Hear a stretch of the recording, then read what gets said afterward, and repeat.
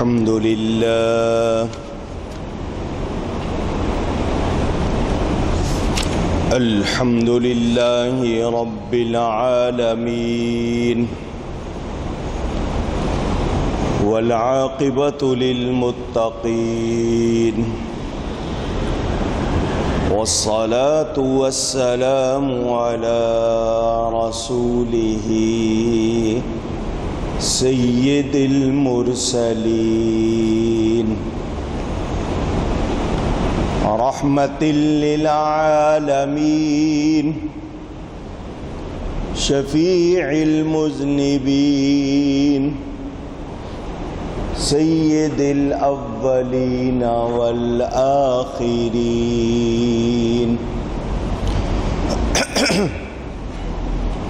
سیدنا و مولانا محمد رسول رب العالمین وعلى آلہ وصحبہ اجمعین اما بعد فاعوذ باللہ من الشیطان الرجیم بسم اللہ الرحمن الرحیم وَلَقَدْ نَصَرَكُمُ اللَّهُ بِبَدْرٍ وَأَنْتُمْ أَذِلَّةٌ فَاتَّقُوا اللَّهَ لَعَلَّكُمْ تَشْكُرُونَ صدق اللہ العلی العظیم۔ محبت کے ساتھ ایک مرتبہ دروشی پڑھ لیجئے۔ اللہم صلی علی سیدنا و مولانا محمد معدن الجود والکرم وآلہ وصحبہ وبارک وسلم۔ الصلاة والسلام علیک یا رسول اللہ، الصلاة والسلام علیک یا حبیب اللہ، الصلاة والسلام علیک یا رحمة للعالمین وعلى آلک واصحابک یا شفیع المذنبین۔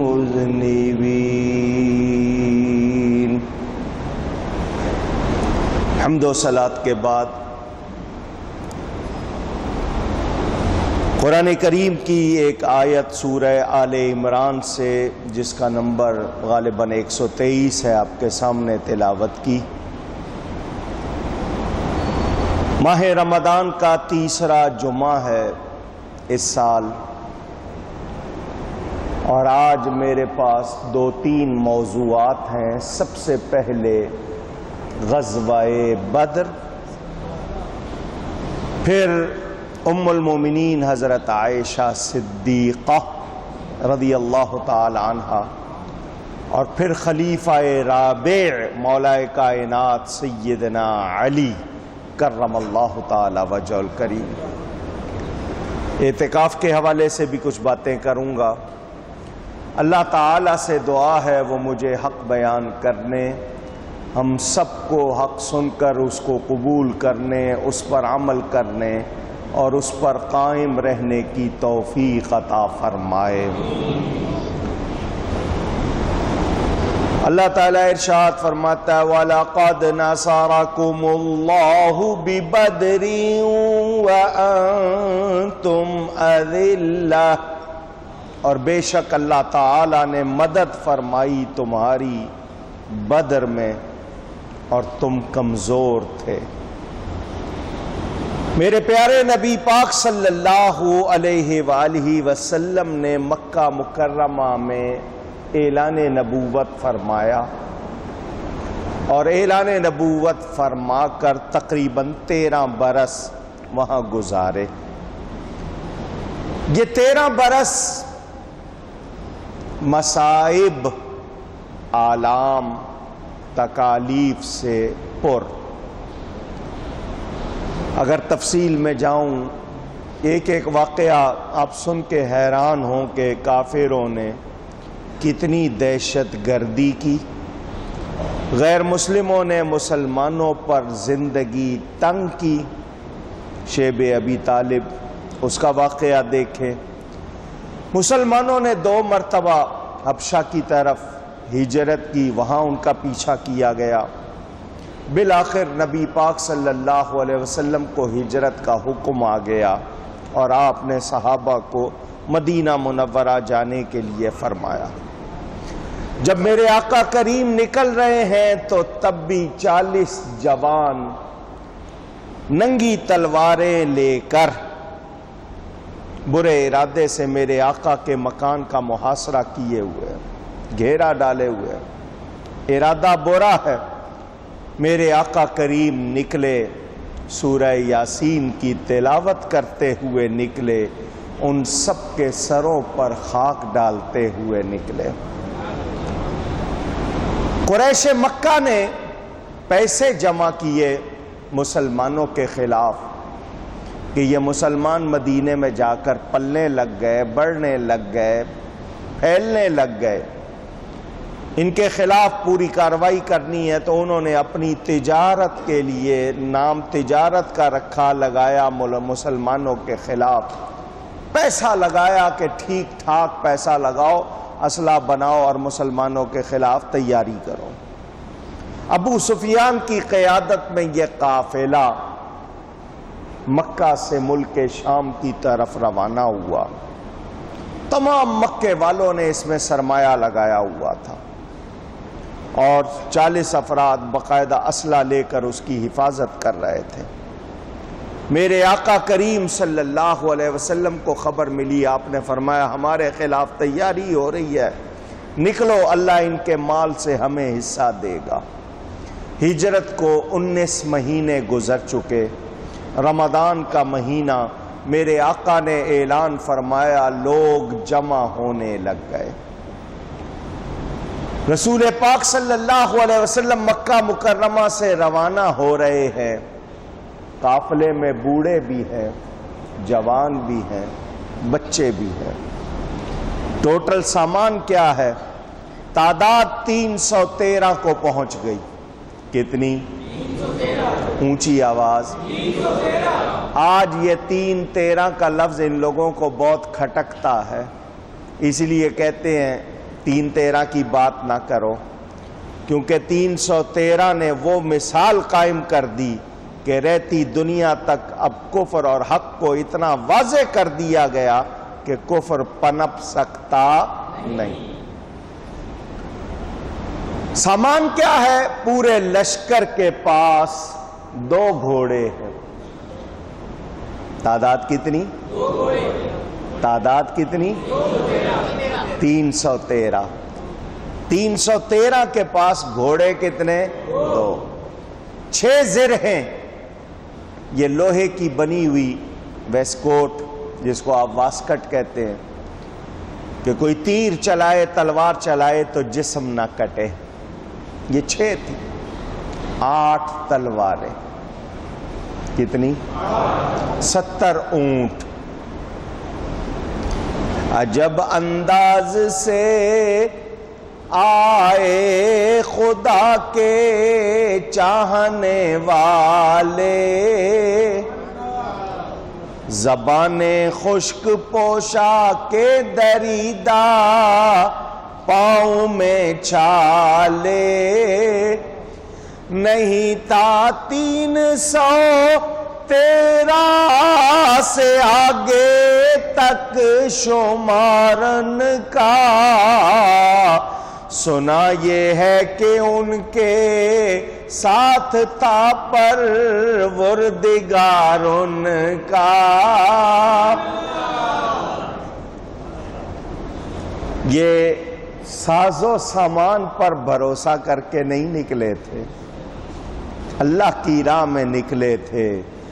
ان کے پاس 2 گھوڑے 6 زر ہیں 8 شمشیریں، مگر پلٹنے آئے تھے یہ لوگ دنیا بھر کی تقدیریں۔ دھیان سے سنتے جائیے، میں بہت زیادہ تفصیل میں نہیں جا سکوں گا، جمعے میں ٹائم تھوڑا ہوتا ہے۔ میرے آقا کریم صلی اللہ علیہ وسلم نے تمام سے فرمایا 3 آدمی ایک اونٹ کے لیے باری باری بیٹھیں گے۔ ایک اونٹ کے لیے کتنے آدمی؟ 3 افراد کے لیے ایک اونٹ، باری باری سوار ہوں۔ لیکن یہ نہیں کہ یہ دوسروں کو کہہ دیا اپنے لیے ایک سواری الگ رکھ لی، نہیں، اپنے لیے بھی کوئی اونٹ مخصوص نہیں فرمایا۔ اگر کر لیتے تو کسی کی جرأت تھی اعتراض کرنے کی؟ کوئی کر سکتا تھا؟ لیکن مساوات کا درس دینے والے میرے پیارے نبی پاک معلم اخلاق حسنہ نے عملی نمونہ پیش کیا۔ آپ نے بھی اپنے ساتھ 2 افراد کو رکھا۔ جب اپنی باری پر اترنے لگے بیٹھ کر، دونوں جانثاروں نے عرض کی حضور ہماری خوش نصیبی ہوگی، یہ ہمارے لیے سعادت ہوگی کہ ہم رسی پکڑ کے چلیں، آپ سوار رہیں۔ فرمایا اللہ سے مجھے بھی اجر چاہیے، مجھے بھی ثواب چاہیے۔ مجھے بتاؤ یہ بات سن کر ان سب صحابہ کے ایمان کو کتنی قوت ملی ہوگی، کیسی توانائی ملی ہوگی، اور امت کو تعلیم فرما دی۔ نبی پاک نے اپنا عمل دکھا دیا۔ آج مسلمان سنتے ہیں مگر عمل نہیں کرتے۔ یہ عمل کر لیں تو ان کی زندگی میں روحانی انقلاب آ جائے گا۔ اسی دوران کسی نے وہ قافلے والوں کو خبر کر دی کہ تمہارا پیچھا ہو رہا ہے، تمہارا تعاقب ہو رہا ہے۔ اس کو فکر ہو گئی کہ میں نے تو بہت زیادہ مال لے لیا ہے اور میرے پاس سارا مال ہے۔ اس نے مکہ کے لیے ایک شخص روانہ کیا۔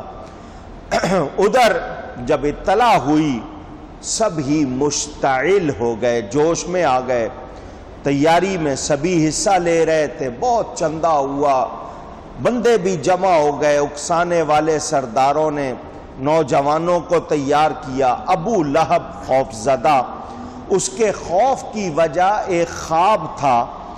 عاتقہ بنت عبد المطلب نبی پاک صلی اللہ علیہ وسلم کی پھوپھی نے ایک خواب دیکھا تھا جو راز رکھنے کے وعدے سے حضرت عباس کو سنا دیا تھا۔ وہ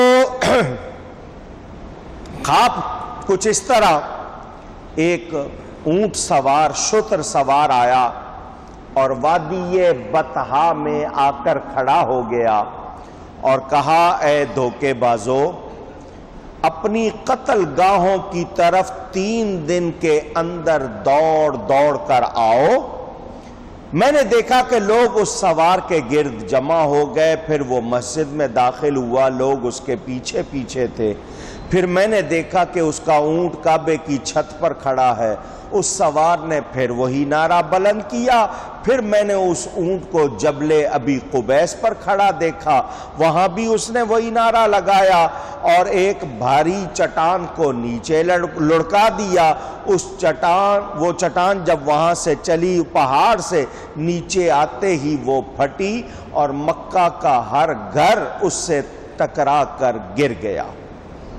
یہ خواب دیکھا تھا، اس خواب کو سنایا اس نے حضرت عباس کو، وہ راز نہ رکھ سکے، سبھی کو اطلاع ہو گئی۔ 2 ہونٹوں سے بات نکلے تو پرائی ہو جاتی ہے، 2 ہونٹوں سے بات نکلے تو جب آپ خود نہیں اس کو راز رکھ سکے دوسرا کیا رکھے گا؟ کل سر جاوز الاثنین شاع، عربی میں کہتے ہیں جو 2 سے نکل جائے پھر وہ راز نہیں رہتا، وہ تو پھر اشتہار بن جاتا ہے۔ سب کو خبر ہو گئی، انہوں نے کہا 3 دن انتظار کریں ورنہ حضرت عباس کے گھرانے کو عرب میں جھوٹا قرار دے دیں گے. لوگ حضرت عباس بن عبد المطلب کو طرح طرح کی باتیں کر رہے تھے. اتنے میں قافلے کی بابت ابو سفیان کی اپیل پہنچ گئی کہ ہماری مدد کرو، حفاظت کرو. سب نے کہا اوہو خواب سچا ہے، ہمیں یقین ہو گیا کہ خواب جھوٹا نہیں. امیہ بن خلف جو مکہ کا اس وقت رئیس اعظم تھا، اس نے جنگ میں شرکت نہ کرنے کا فیصلہ کیا. وہ بھی اس خواب سے خوف زدہ تھا، لیکن ابو جہل نے اس کو مجبور کیا کہ اگر تو پیچھے ہٹے گا تو لوگ پیچھے ہٹ جائیں گے، تو سردار ہے. لیجئے جناب، امیہ، عتبہ، شیبہ، زمعہ، عمیر، حکیم بن حزام، یہ سب کے سب سے بڑے بت ہبل کے پاس جمع ہوئے. فال نکالی، ان کا طریقہ تھا فال نکالی. فال میں منع آیا، لیکن ابو جہل بار بار یہی کہتا رہا کہ نہیں، ہم نے جانا ہے، ہم نے جانا ہے.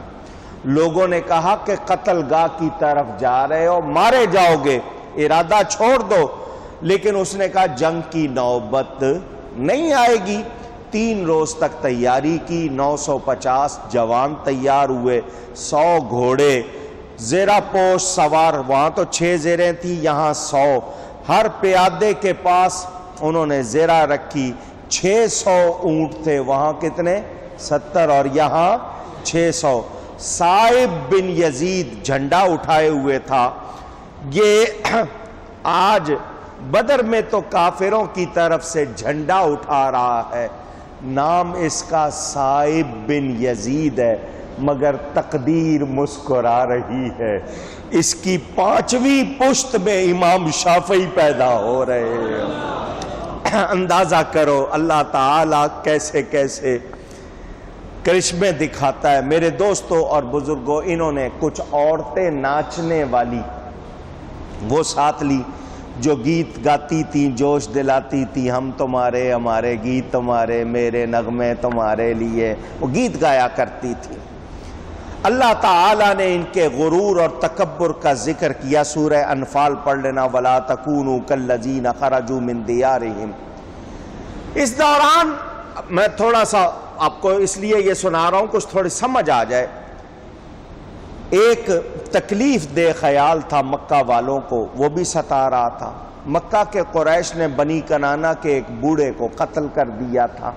بدلے میں ان کے علاقے سے قریش کا ایک نوجوان گزرا تو انہوں نے قتل کر دیا. وہاں اسی طرح چلتا تھا. کچھ عرصے بعد بنی کنانہ کا ایک سردار عامر مرہ زہران سے گزرا تو مقتول قریش کے بھائی نے اس سردار کو قتل کر دیا اور اس کی تلوار لا کر کعبے کے غلاف سے لٹکا دی. مکے والوں نے تلوار پہچان لی اور عامر کے قتل کا بھی ان کو علم ہو گیا اور یہ بھی پتہ چل گیا کہ کس نے قتل کیا. انہیں فکر تھی کہ ہم قافلے کے لیے جب مکہ سے نکلیں گے حفاظت کرنے کے لیے تو کہیں بنی کنانہ ہمارے خالی گھروں پر حملہ کر کے ہمارے بیوی بچوں کو، ہمارے سامان کو نہ لے اڑے، مال و اسباب پر نہ قبضہ کر لے. تو شیطان سراقہ بن مالک کی شکل میں ان کے پاس آیا اور کہا تسلی رکھو، بنو کنانہ تم پر حملہ آور نہیں ہوں گے، تم ارادہ نہ چھوڑو، نکلو. وَإِذْ زَيَّنَ لَهُمُ الشَّيْطَانُ أَعْمَالَهُمْ قرآن میں ہے کہ شیطان ان کے سامنے ان کے برے اعمال سجا کر پیش کرتا ہے کہ تم بہت اچھا کر رہے ہو، غلط نہیں کر رہے. تو یہ اسی غرور میں نکلے. ابو سفیان جاسوسی بھی کروا رہا تھا. اس نے عام رستہ بدلا، سمندر کے کنارے کنارے چلا. مکہ آنے والے راستے سے مسافت اس نے ذرا تیز کر لی اور مکے کے قریب پہنچ گیا اور اطلاع کر دی کہ اب ہم خطرے سے باہر ہیں. ابو جہل کے پاس ابو سفیان کی اطلاع آ گئی. اس نے پرواہ نہیں کی کہ اب کیوں، اصل جو خطرہ تھا وہ تو ختم ہو گیا، تو اب کیا کرنا ہے.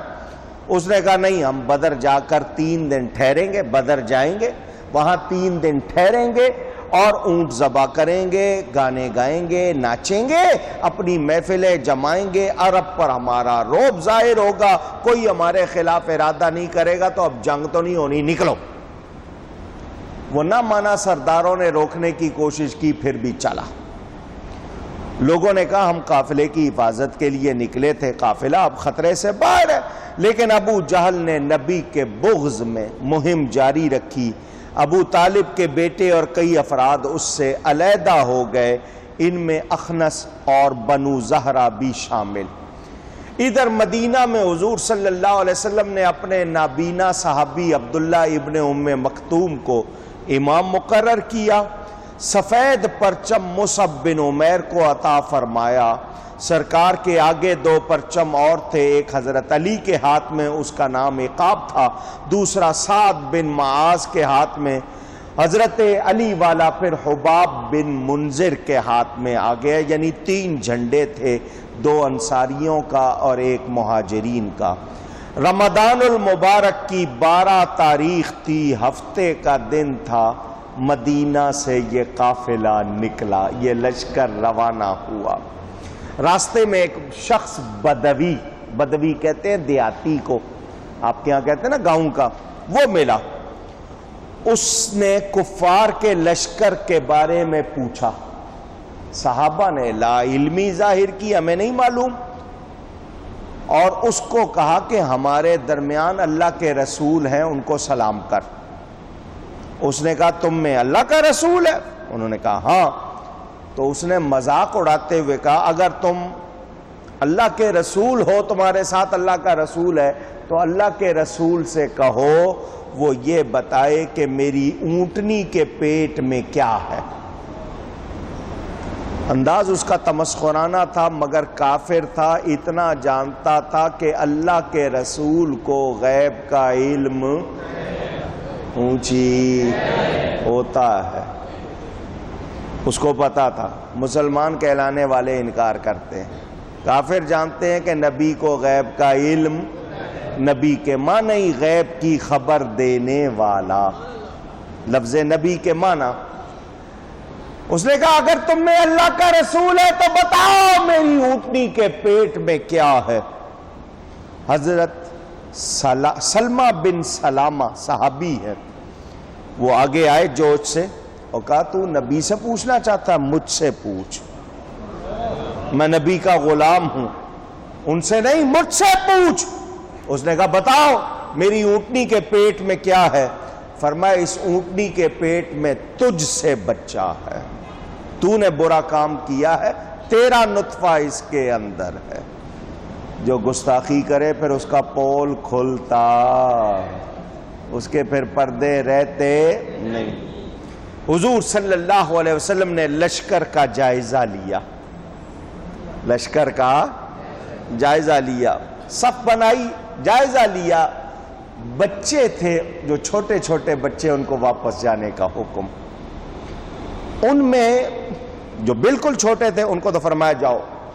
ایک بچہ اور تھا، عمیر بن ابی وقاص نام ہے، کم سن ہے۔ حضور نے جب فرمایا جاؤ، وہ رونے لگ گئے، کم سن تھے، بچے تھے، رونے لگ گئے۔ کیوں رو رہے؟ کوئی تو بتاؤ مجھے، کوئی کھیل تماشے کو جا رہے، سیر سپاٹے کو جا رہے، اللہ کی راہ میں جان دینے جا رہے ہیں؟ ان ماؤں کو سلام کرو جو بچوں کو نبی کا عشق سکھاتی ہیں، اللہ کی راہ میں جہاد سکھاتی ہیں۔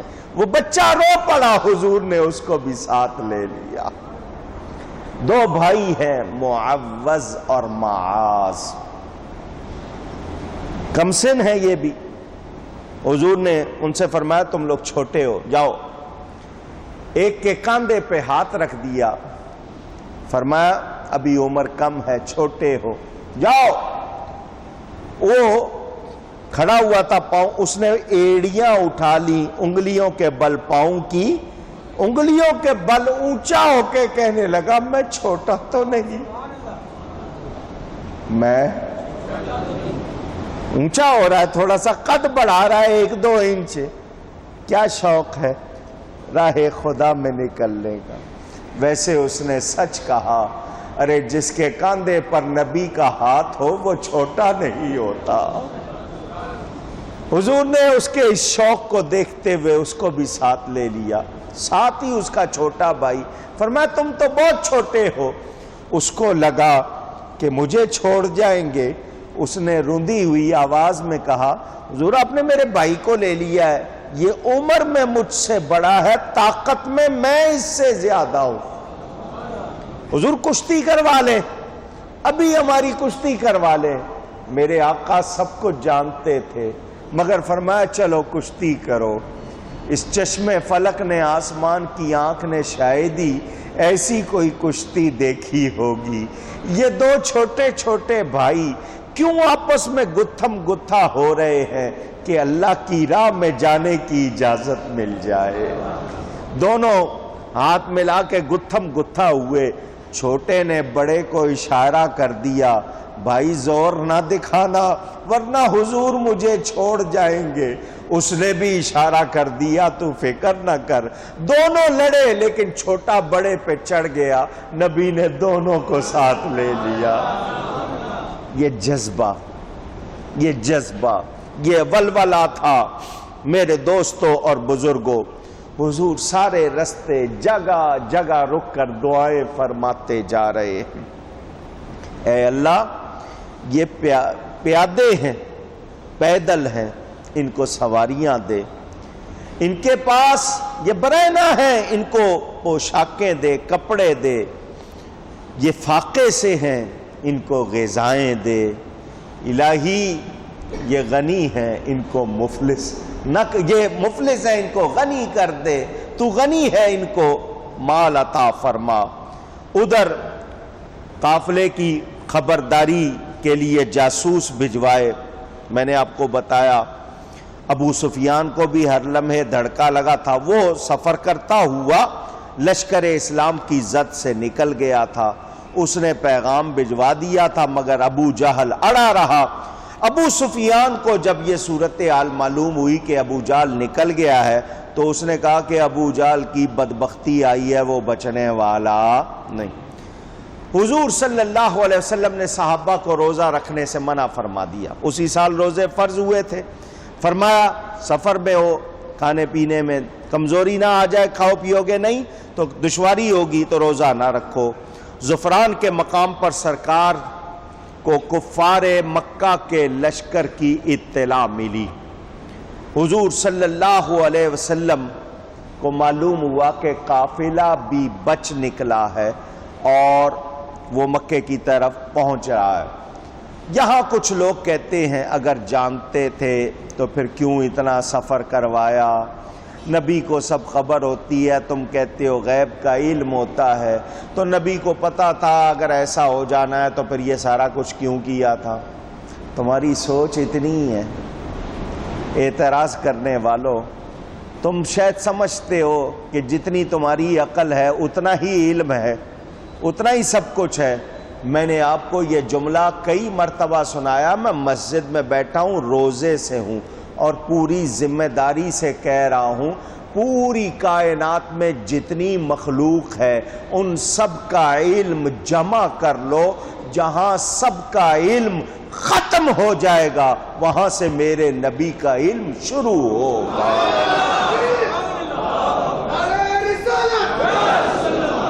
تم کیا جانو نبی کے علم کو؟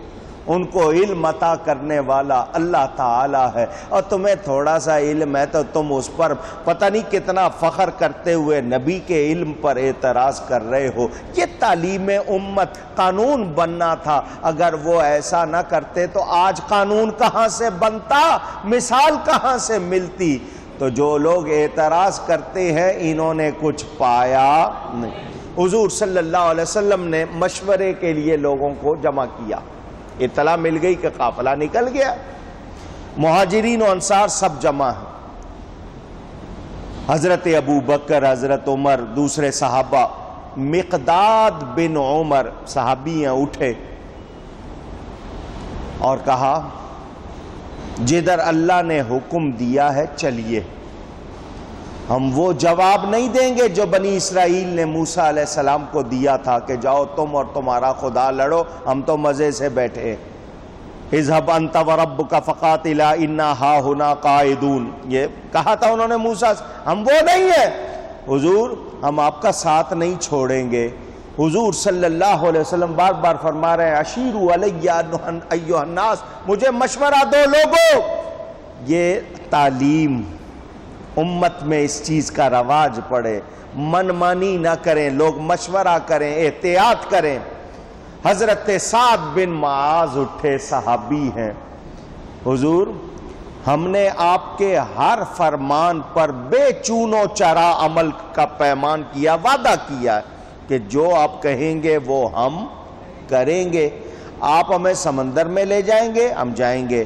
ہمیں امید ہے، ہمیں کس بات کی امید؟ کہ اللہ آپ کو ہم سے وہ کارنامے دکھائے گا جس سے آپ کی آنکھیں ٹھنڈی ہوں۔ حضور اکرم صلی اللہ علیہ وسلم صحابہ کا جوش، جذبہ دیکھ کر ان کو دعا دیتے ہیں، فرمایا روانہ ہو جاؤ، اللہ نے ہم سے فتح کا وعدہ کر لیا ہے۔ اللہ تعالیٰ نے وعدہ فرما لیا، میں قتل گاہیں دیکھ رہا ہوں اور وہ بھی دیکھ رہا ہوں جو قتل ہوں گے، ان لوگوں کو بھی دیکھ رہا ہوں۔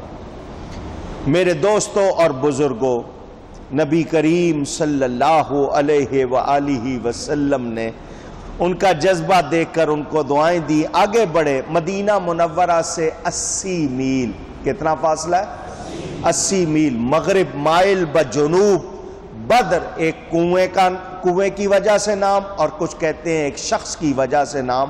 تو اس کے چاروں طرف کا جو علاقہ تھا پہاڑوں میں گھرا ہوا، اس کو بدر کہتے تھے، کنویں کی وجہ سے یا اس شخص کی وجہ سے اس بستی کو بدر کہتے تھے۔ یہ 5 میل لمبا اور 4 میل چوڑا، شمال اور جنوب میں سفیدی مائل 2 ٹیلے تھے، العدوۃ الدنیا اور العدوۃ القصویٰ قرآن میں ان کو فرمایا گیا۔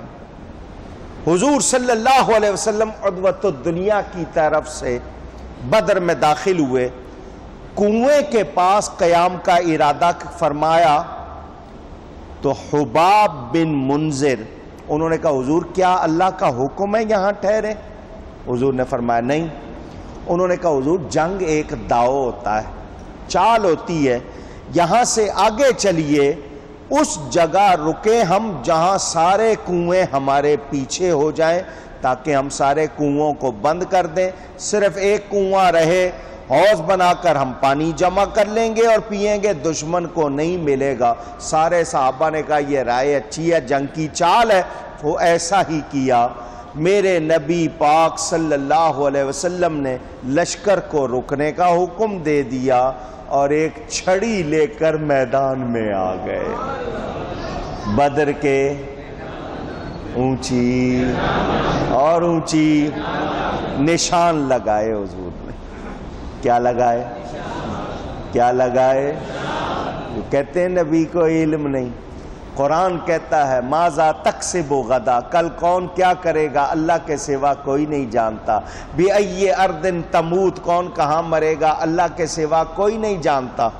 علوم خمسہ جو لوگ کہتے ہیں اللہ کے سوا، حضور نشان لگا رہے ہیں میرے صحابیوں، کل ابو جال کی لاش یہاں، عتبہ کی یہاں، شیبہ کی یہاں، امیہ کی یہاں، ولید کی یہاں، حضور نشان لگا رہے۔ حضور نے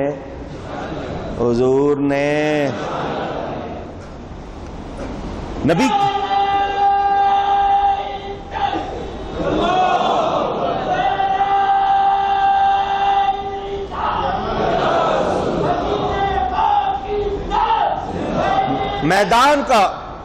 میدان کا خشک حصہ کفار نے پسند کیا، ان کو جو خشک حصہ تھا کہنے لگے یہ بہت اچھا ہے، جو ریتلا حصہ تھا وہ مسلمانوں کے حصے میں آ گیا۔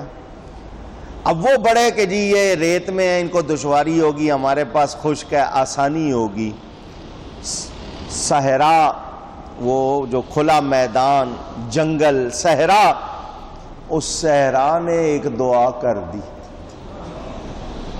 اگر اب میرے دامن سے ہوائے گرم آئے گی تو مجھ کو رحمت للعالمین سے شرم آئے گی، دعا صحرا نے مانگی دامن امید پھیلا کر، یکایک ابر بارہ آسماں پر چھا گیا آخر، ایسی بارش ہوئی وہ جو خشک جگہ تھی وہاں کیچڑ بن گیا، یہ ریت جم کر بہت ہی ہموار ہو گئی۔ کافروں نے اپنے لیے سوچا تھا آرام کا، ان کے لیے وہی مشکل ہو گئی، یہ پختہ ہو گئی، چلنا آسان ہو گیا، دوسری طرف کیچڑ۔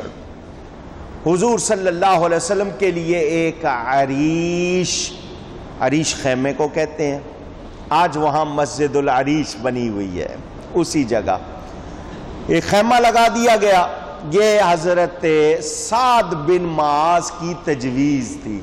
دیکھو صحابیوں کا محبت کا جذبہ، حضور اگر فتح ہو گئی تو آپ یہاں پر ہوں گے، ہم آپ کی پوری طرح حفاظت رکھیں گے، اگر کوئی دوسری صورت ہو گئی تو حضور فوراً سواری پر بیٹھ کر مدینہ چلے جائیں، وہاں غلاموں کی بڑی تعداد موجود ہے، ہم دوبارہ تیاری کر کے ان کافروں کو ماریں گے، آپ کو کوئی نقصان نہ ہو، آپ محفوظ رہیں۔ یہ صحابیوں کا جذبہ، شوق کہ میرے نبی کو کوئی کانٹا نہ چبھے۔ نبی پاک صلی اللہ علیہ وسلم نے ان کو دعا دی۔ اس عریش میں حضرت ابو بکر کے سوا کوئی نہیں، کسی کو ٹھہرنے کی اجازت نہیں تھی۔ سعد بن معاذ باہر پہرا دیتے رہے، حضور ساری رات دعا کر رہے۔ دعا کے آداب، سینے تک ہاتھ اٹھاؤ، کندھے تک اٹھاؤ، حضور اتنے اونچے اٹھا لیتے کہ آپ کی چادر مبارک گر جاتی۔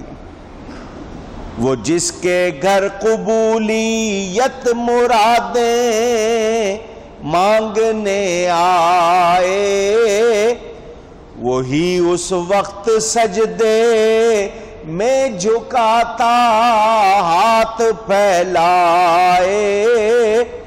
پڑے تھے ایک طرف افراد امت خواب راحت میں، محمد کی زبان وقف دعا تھی فکر امت میں، صلی اللہ علیہ وسلم۔ حضرت علی نے سنا، یا حیو یا قیوم، آواز آ رہی ہے، میرے آقا رو رہے ہیں، دعا کر رہے ہیں، حالانکہ وعدہ فتح کا وعدہ، آواز لگاؤ، پھر بھی دعا، یہ میری آپ کی تعلیم ہے، دعا چھوڑنی نہیں۔ حضور صلی اللہ علیہ وآلہ وسلم وادی میں تشریف لائے، پھر دعا کی، یا اللہ یہ لوگ سامنے جو ہیں یہ تجھے اور تیرے رسول کو جھٹلانے کے لیے فخر سے آئے ہیں، انہیں ہلاک کر دے۔ عتبہ بن ربیعہ نے دیکھا جب تو قوم کو واپس جانے کے لیے کہا، چلو واپس چلو۔ حکیم بن حزام پانی پینے کے لیے آئے، صحابہ نے روکا، سرکار نے اجازت دی۔ ان کے سوا باقی جس کسی نے اس حوض کا پانی کیا سب مارے گا پانی پینے والے۔ عمیر بن وہب لشکر اسلام کو دیکھنے آیا، اس نے واپس جا کر جو بیان دیا ذرا وہ سناتا ہوں آپ کو۔ کافروں کی طرف سے آیا، مسلمانوں کا لشکر دیکھ کے واپس گیا تو کہنے لگا ان لوگوں کے پاس اپنے بچاؤ کا سامان نہیں ہے، مسلمانوں کے پاس اپنے بچاؤ کا سامان نہیں ہے، مگر لگتا ہے ہم سب مارے جائیں گے۔ اس نے کہا کیا بات ہے، جب ان کے پاس سامان نہیں ہے تو ہم کیسے مارے جائیں گے؟ اس نے کہا یہ لوگ واپس لوٹنے کے ارادے سے نہیں آئے، ان کا جوش و جذبہ جو ہے وہ ہم میں سے کسی کا نہیں ہے، یہ وہ لوگ ہیں کہ ہم سب کو مار دیں گے، یہ اسی طرح باقی رہیں گے۔ یہ سارے نبی کے دیوانے ہیں، اور ایسا ہم میں کوئی ہمارے اندر ایک دوسرے کے لیے میل رکھنے والے ہیں. جو محبت ان کو نبی سے ہے وہ یہاں کسی کو ایک دوسرے سے نہیں. میرے دوستوں اور بزرگوں، ابو سلمہ وہ بھی آیا دیکھنے کافروں کی طرف سے.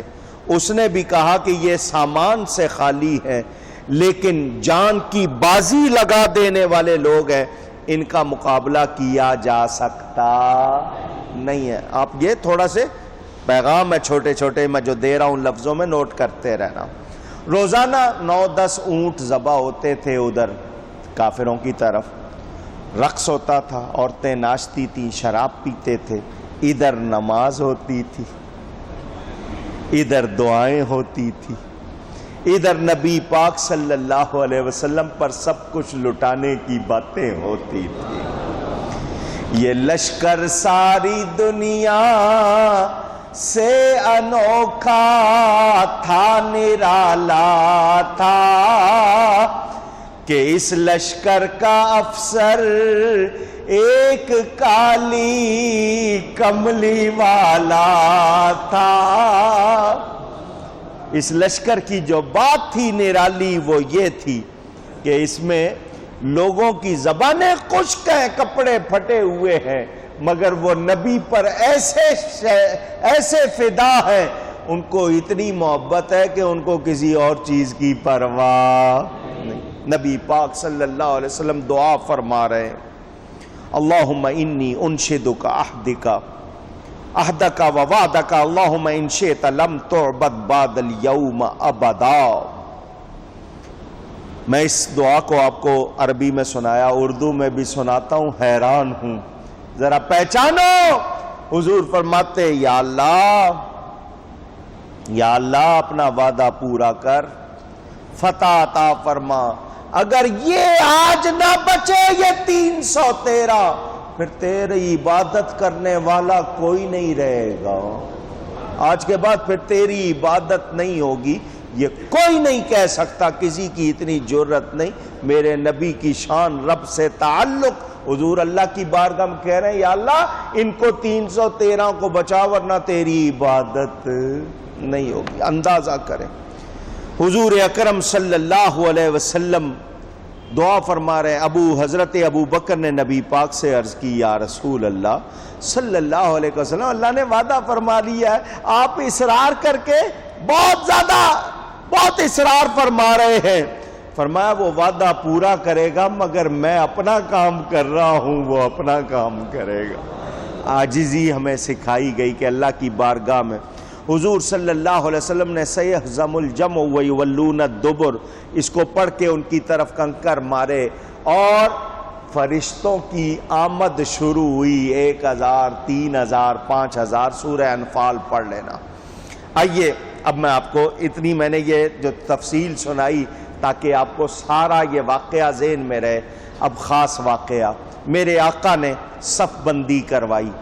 سواد صحابی کا نام ہے، تھوڑے سے آگے نکل کے کھڑے ہوئے تھے. نبی پاک صلی اللہ علیہ وسلم کے ہاتھ میں تیر تھا، اسے لائن سیدھی کروا رہے تھے. اس کے پیٹ پہ ہلکا سا یوں لگا کر کہا استوے یا سواد، اور سواد سیدھا کر لائن کو. اس نے کہا حضور آپ نے یہ جو تیر مارا ہے مجھے اس سے تکلیف ہوئی ہے، درد ہوا ہے، فَأَقِدْنِي مجھے بدلہ دیجئے.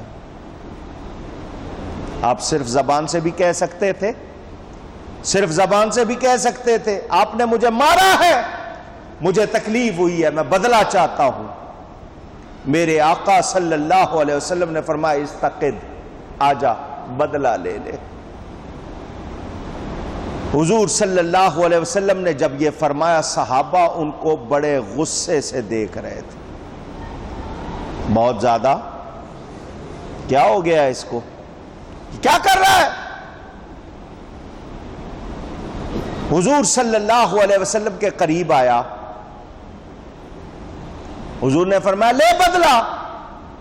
انہوں نے اپنی زیرہ کھولی، دامن اٹھایا، نبی پاک صلی اللہ علیہ وسلم سے کہا کہ میرا پیٹ ننگا تھا، آپ بھی دامن اٹھائیے. صحابہ کو اور غصہ آ گیا. نبی پاک نے لوگوں کو روک دیا، اپنا کپڑا ہٹایا تو وہ آپ کے جسم سے لپٹ کر بے تحاشا آپ کو چومنے لگ گیا۔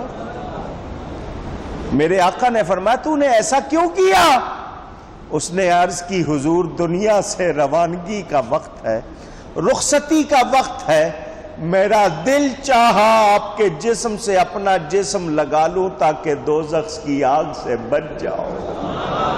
محبت کی وجہ سے ایسا کیا۔ میرے آقا نے اس کو دعا دی۔ نہ کسی کو بیوی یاد آ رہی تھی، نہ بچے، نہ وطن، نہ گھر، نہ پڑوس، سب کے سب جذبہ جہاد سے سرشار تھے۔ عوف بن حارث آئے، عرض کی اللہ بندے کی کس بات سے خوش ہوتا ہے؟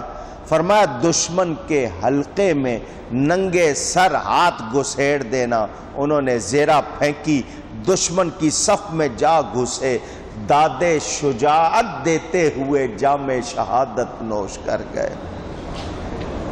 یہاں اور بھی بہت سی باتیں، مگر ایک بات آپ کو سنانی ہے۔ حافظ ابن کثیر نے بزاز کے حوالے سے اس بات کو لکھا، حضرت علی اپنے عہد میں خطبہ دے رہے تھے، اپنے عہد خلافت میں، تو خطبہ دیتے ہوئے آپ نے پوچھا یا ایھا الناس من اشجع الناس، اے لوگوں یہ بتاؤ لوگوں میں سب سے زیادہ بہادر کون ہے؟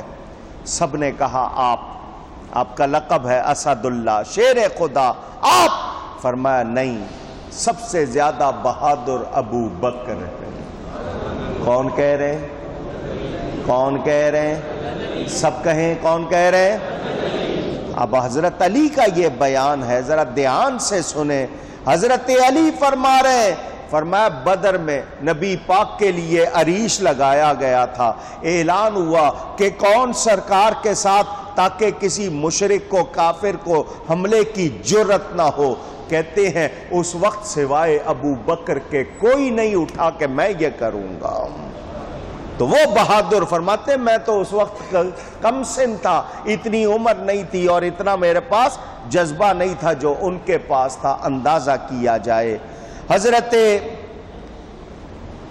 ابو بکر، حضرت عمر، حضرت علی، حضور کے چچا حضرت حمزہ، یہ سب صحابہ بھی بیٹھ رہے ہیں، آپس میں باتیں کر رہے ہیں۔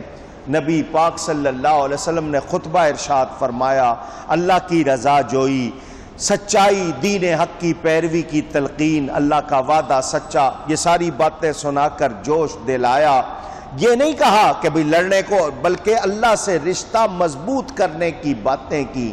پھر عریش میں آئے، پھر دعا کی، اللہم انک ان تہلک ہذہ العصابۃ لا تعبد بعدہا فی الارض، یا اللہ یہ اگر مسلمان آج نہ بچے تو پھر زمین پر تیری عبادت کرنے والا کوئی نہیں رہے گا۔ یا اللہ مدد کا وعدہ پورا کر۔ میں طالب نصرت اسی اسنا میں اونگ آ گئی، بیدار ہوئے، خوشخبری دی، فرمایا ابو بکر جبریل آئے ہیں، گھوڑے کی لگام پکڑے ہوئے ہیں اور کہہ رہے ہیں اللہ تعالی وعدہ فرما رہا ہے فتح آپ کو ہوگی۔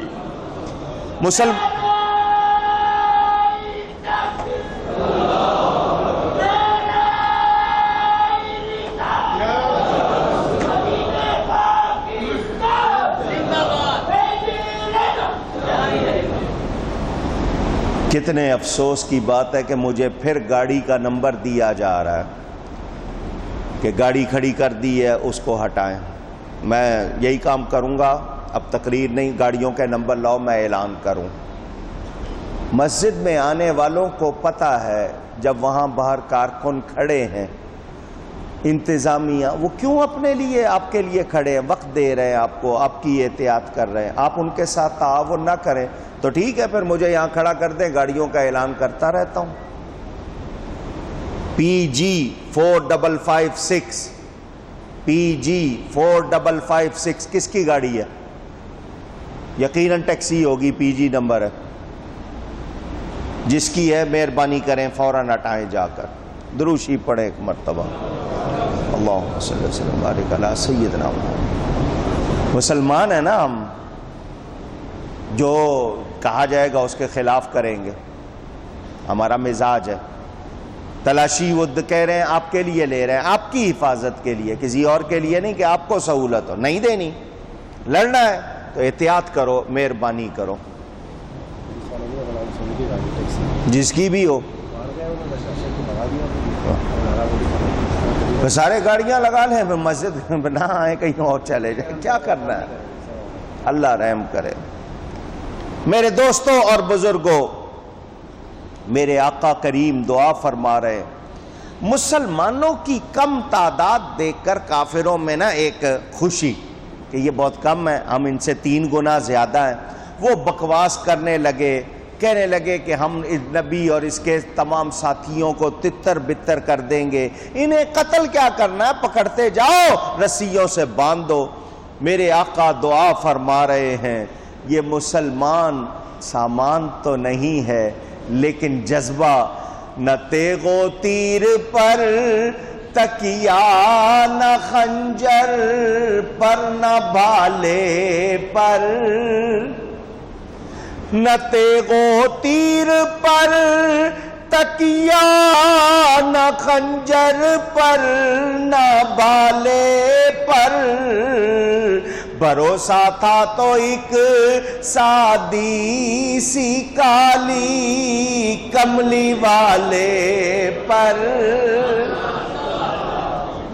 تیغ، تلوار، تیر ان پر نہیں، بھروسہ اللہ اور اس کے رسول پر تھا۔ جنگ کا آغاز ہو گیا۔ اسود بن عبد الاسد مخزومی نے ابتدا کی، یہ بدخو بری عادتوں والا بڑا برا آدمی تھا، اعلان کیا کہ وہ مسلمانوں کے حوض سے پانی پیے گا اور اسے توڑ دے گا۔ حضرت حمزہ اس پر جھپٹے، اس کی پنڈلی کاٹ دی، وہ چاہتا تھا اسی طرح کٹی ہوئی پنڈلی کے ساتھ حوض میں جائے تاکہ اس میں سارا خون چلا جائے، کوئی اس کا پانی استعمال نہ کرے۔ حضرت حمزہ نے دوسرا وار کیا، اس کو وہیں 2 ٹکڑے کر دیا۔ اسود کو یوں 2 لخت 2 ٹکڑے دیکھ کر عتبہ بن ربیعہ جوش سے اٹھا، اپنے بھائی شیبہ کو دائیں اور بیٹے ولید کو بائیں طرف سے لے کر صفوں کے درمیان آ کھڑا ہوا، جنگ کی دعوت دی۔ عوف اور معاذ جو حارث کے بیٹے، وہ افراح شیروں کی طرح ان پر ٹوٹے۔ انہوں نے کہا کون ہو تم؟ انہوں نے کہا ہم انصاری ہیں۔ اس نے کہا ہمیں تمہاری ضرورت نہیں، ہمارے چچا زاد ہمارے سامنے آئے۔ حضور نے فرمایا قم یا عبیدہ، قم یا علی، قم یا حمزہ، حمزہ کھڑے ہو جاؤ، علی کھڑے ہو جاؤ، عبیدہ کھڑے ہو جاؤ۔ عتبہ کو عبیدہ نے، شیبہ کو حمزہ نے، ولید کو حضرت علی نے للکارا، آؤ۔ حضرت حمزہ اور علی نے اپنے دشمنوں کا کام فوراً تمام کر دیا۔ عبیدہ اور عتبہ گتھم گتھا تھے، عبیدہ کی ٹانگ کٹ گئی، حضرت علی اور حمزہ آگے بڑھے اور عتبہ کو بھی کاٹ دیا۔ کفار کے ان سرداروں کے قتل 4 سردار کھٹا کھٹ مارے گئے۔ ابو جہل اپنی قوم کا حوصلہ بلند رکھنے کے لیے کہنے لگا لنا العزا ولا عزا لکم، ہمارے پاس عزا وہ بت تھا ان کا جو اس کو خدا کہتے تھے، ہمارے پاس یہ عزا ہے، تمہارے پاس کوئی عزا نہیں۔ صحابہ آئے حضور، وہ ایسا کہہ رہے ہیں، فرمایا تم کہو اللہ مولانا ولا مولا لکم، اللہ ہمارا مددگار ہے، تمہارا کوئی مددگار نہیں ہے۔ نبی اللہ اکبر۔